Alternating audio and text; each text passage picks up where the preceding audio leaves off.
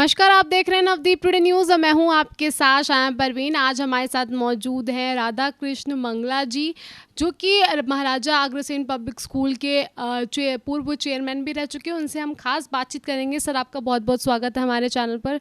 Sir, सबसे पहले तो हमारे दर्शकों को अपना परिचय दीजिए।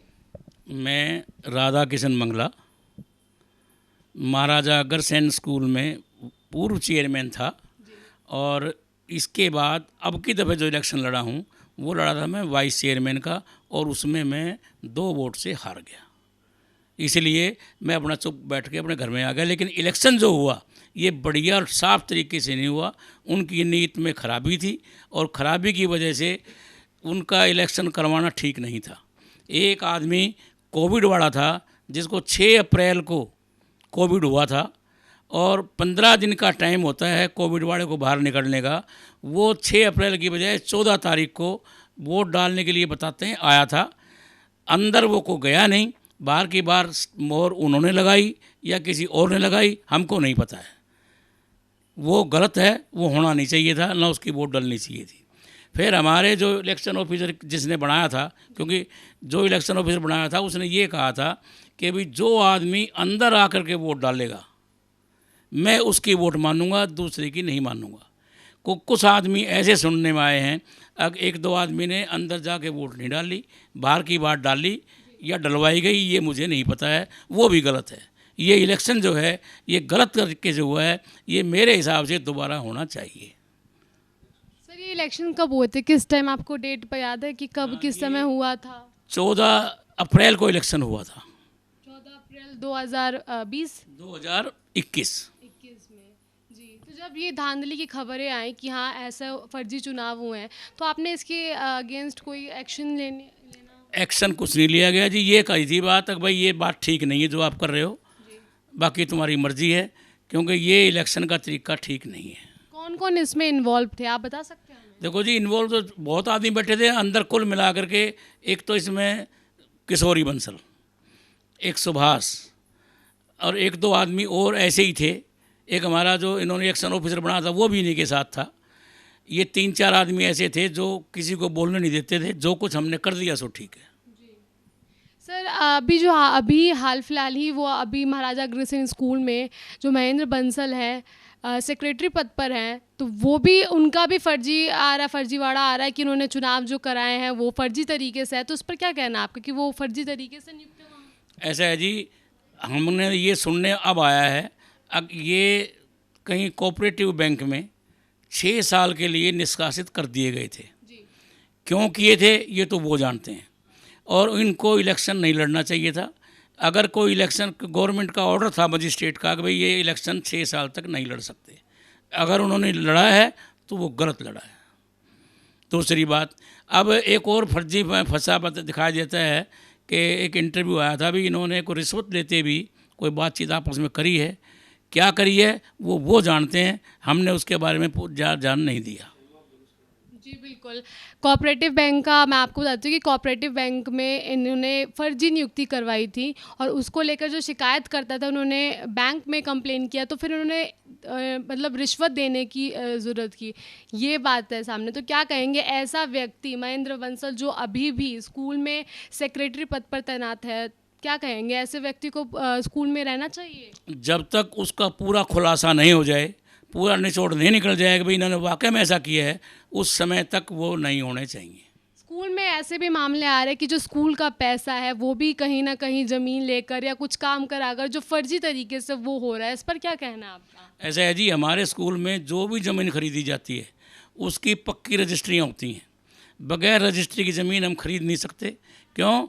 आज हम मालिक हैं, आज दूसरा चेयरमैन है, कल तीसरा चेयरमैन होगा, उस ज़मीन का हिसाब किताब कौन रखेगा?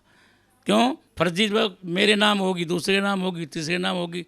ज़मीन स्कूल की नहीं रही, वो स्कूल की जब होगी जब रजिस्ट्री स्कूल के नाम होगी। फिर ऐसे हो रहे ना सर, ऐसे फर्जीवाड़े काम हो रहे हैं स्कूल में, स्कूल का पैसा स्कूल में ना लगकर बाहर ऐसे फर्जी काम हो रहे, तो उस पर क्या कहेंगे आप पूर्व चेयरमैन रह चुके हैं, तो क्या कहेंगे इस पर? ऐसा है जी, ये तरीका गलत है जो भी उन्होंने किया है।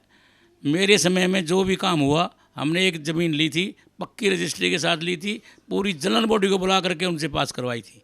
यहाँ पर पहली बात तो ये है कि 2-4 आदमी उस ज़मीन को ले नहीं सकते, बगैर जनरल बॉडी के बुलाए बगैर पास नहीं करवा सकते।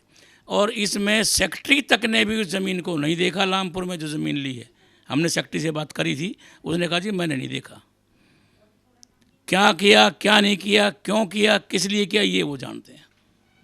सर एक ये भी मामला आ रहा है कि स्कूल की पूर्व प्रिंसिपल शाली भूटानी जो थी, उनको भी किसी मामले में फंसाकर बाहर निकलवा दिया गया। तो क्या था वो पूरा मामला, हमारे दर्शकों को बताइए सर। ऐसा है जी, इस स्कूल में कुछ हमारे सोसाइटी के मेंबर और प्रिंसिपल की कुल आपस में लग गई थी जी। और उस लगने की वजह से उसको बाहर निकाला गया है। क्यों लग गई थी, क्या लग गई थी, वो जानते हैं। लेकिन कुल मिलाकर के इन्होंने अपनी वो चिस निकालने के लिए उसको बाहर निकाला है। उससे बढ़िया प्रिंसिपल ना आज तक आई है और ना आगे हम उम्मीद करते हैं आएगी भी नहीं। पर सर ऐसे मामलों में अगर एक पक्ष सुनकर और उसको बाहर निकाल देना तो ये तो गलत है ना सर। और अभी भी जो लोग इन्वॉल्व थे इसमें वो अभी भी स्कूल में हैं और उनको निकाल दिया गया, तो उस पर क्या कहेंगे? ऐसा है जी, गलत ढंग से इलेक्शन हुआ था। एक वोट से हमारे दूसरे मेंबर हारे थे, जबकि 2-3 वोट फर्जी पड़ी हैं। और उसके बारे में उन्होंने कहा उस टाइम भी इलेक्शन दोबारा काउंटिंग कराओ, तो काउंटिंग का कोई नाम किसी को लेने नहीं दिया। क्यों? ताकतवर आदमी है वो, लड़ने मरने को तैयार हैं। लड़ने से देखो जी हम लोग डरते हैं। सर स्कूल में जो एमपी सिंह है और पूर्व जो शाली भूटानी है, उनकी फ़ोटो मर्ज कर ऐसा मामला सामने आया कि उनकी फ़ोटो मर्ज कर और ऐसा प्रतीत किया गया, दिखाया गया कि कुछ चल रहा है और फिर इसी को लेकर उनको स्कूल से बाहर निकाल दिया गया। तो और इस मुद्दे को अभी भी जो है वो केस चल रहा है बाहर। तो क्या कहना चाहेंगे इस पर? मतलब एक पक्ष सुनकर, उनका पक्ष ना सुनकर शाली भूटानी का, और उनको बाहर निकाल दिया गया स्कूल से, तो क्या कहेंगे इस पर आप? ये स्कूल में शैली भूटानी का मुकदमा चल रहा है। स्कूल के ऊपर शैली भूटानी ने मुकदमा किया था। अब एमपी सिंह की बात जो उन्होंने की है, अगर जैसे आप बता रहे हैं अभी लिखित में उन्होंने फ़ोटो के साथ लिख के शेर व शायरी करके भेज रखी, वो बिल्कुल गलत है। इस तरीके से किसी महिला के साथ नहीं होना चाहिए। और फिर कोई भी आदमी हमारे स्कूल का मेंबर, कोई ड्राइवर, कोई 4th क्लास, कोई ट्रस्टी, अगर कोई कंप्लेंट करता है तो आज की जो भी मैनेजमेंट है उसको सुनना चाहिए। सुन करके दोनों को बैठा करके फैसला करना चाहिए, ताकि ये आगे तक मामला ना रहे, ख़त्म होना चाहिए मामला। और एक तरफा किसी को निकाल देना बगैर सुने, ये बिल्कुल गलत है। Sir Maharaja Agrasen public school जो कि है बहुत काफ़ी पुरानी संस्था है, स्कूल जो है काफ़ी पुराना है, और उनमें ऐसे मामले आना, फर्जी घोटाले, जो चुनाव है वो होना, और जो फर्जी रूप से सारी चीज़ें हो रही हैं, जो नाम भी आ रहा है लोगों का, और तो क्या कहेंगे? इसे स्कूल की बदनामी हो रही, संस्था की बदनामी हो रही, तो क्या कहेंगे इस पर, क्या कहना चाहेंगे? इतनी पुरानी संस्था है ये महाराजा अग्रसेन स्कूल। मेरा नरेला में मुसद्दी लाल स्कूल के बाद इसी का नंबर है।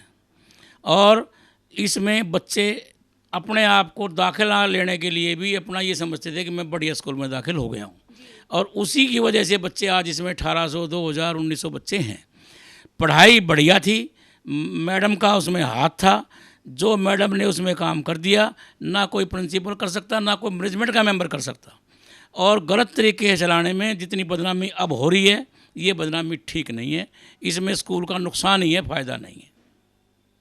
बहुत बहुत शुक्रिया हमसे बात करने के लिए। ये थे हमारे साथ राधा किशन मंगला जी, जिनसे हमने खास बातचीत की।